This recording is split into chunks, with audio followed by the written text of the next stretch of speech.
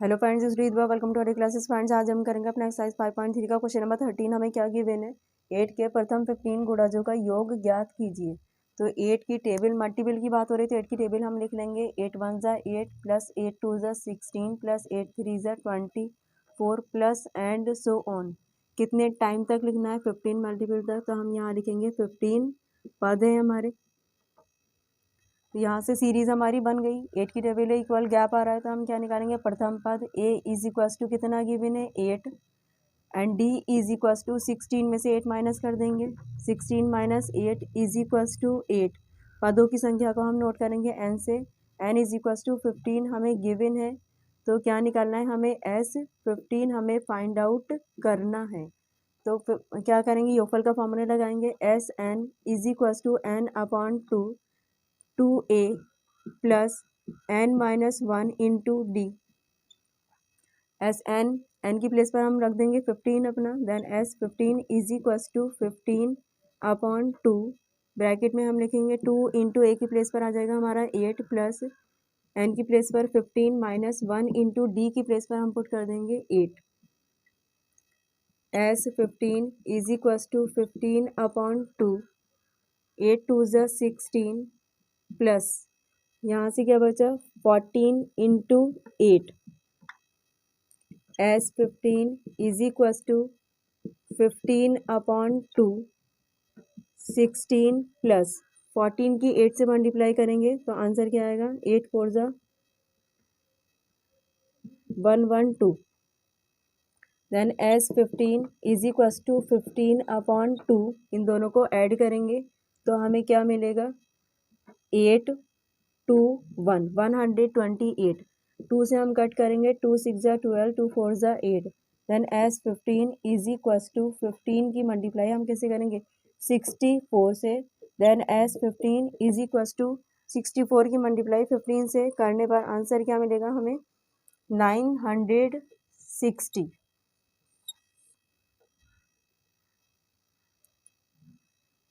तो 8 के 15 गुणजों का योग हमारा कितना है, 960 आंसर। क्वेश्चन नंबर 14 हमें क्या गिवन है, 0 और 50 के बीच की विषम संख्याओं का योग ज्ञात कीजिए।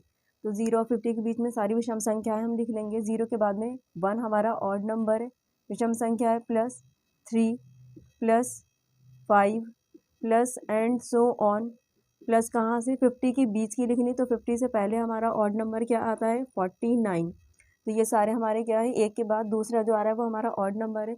तो टोटल टर्म्स यहाँ पर कितने हो जाएंगे, हम 1 से काउंट करेंगे 49 तक, तो टोटल टर्म्स हमारे 25 रहेंगे, मतलब पदों की संख्या 25 रहेगी। तो यहाँ से हम निकालते हैं अपना a is equals to first term है हमारा 1, सारवांता डी हम निकालेंगे, d is equals to second term में से फर्स्ट टर्म माइनस करेंगे, then 3 minus 1 is equals to 2। अंतिम पद हमें कितना गिवन है, a n is equals to 49 हमें गिवन है। क्या हमने निकालना है, टोटल टर्म्स पदों की संख्या कितनी रहेगी, 25। तो एस 25 हमने फाइंड आउट करना है। योगफल का हम फॉर्मूला लगा देंगे, S N is equals to N upon 2, bracket में हम लिखेंगे ए प्लस अंतिम पद हमें दे रखा है तो ए एन, एस एन की प्लेस पर पुट कर देंगे 25 is equals to 25 upon 2, A की प्लेस पर हम पुट कर देंगे 1 प्लस ए एन की प्लेस पर हम पुट कर देंगे 49। Then S 25 is equals to 25 upon 2 into 49 plus 1 50। 2 से 50 हम 25 टाइम कैंसिल करेंगे। Then S 25 is equals to क्या बचा हमारे पास, 25 into 25। Then S 25 is equals to 25 की 25 से मल्टीप्लाई करेंगे तो आंसर आएगा 625। तो यहाँ पर विषम संख्याओं का योग हमारा कितना रहा, 625 हमारा आंसर। क्वेश्चन नंबर 15 में क्या गिवन है, निर्माण कार्य से संबंधित किसी ठेके में एक निश्चित तिथि के बाद कार्य को विलंब से पूरा करने के लिए जुर्माना लगाने का प्रावधान इस प्रकार है कि ये पहले दिन के लिए 200 रुपीज़, दूसरे दिन के लिए 250 रुपीज़, तीसरे दिन के लिए 300 रुपीज़ इत्यादि, अर्थात प्रत्येक उत्तरोत्तर दिन का जुर्माना अपने से ठीक पहले दिन के जुर्माने से 50 रुपीज़ अधिक है। एक ठेकेदार को जुर्माने के रूप में कितनी राशि अदा करनी पड़ेगी यदि वह इस कार्य में 30 दिन का विलंब कर देता है।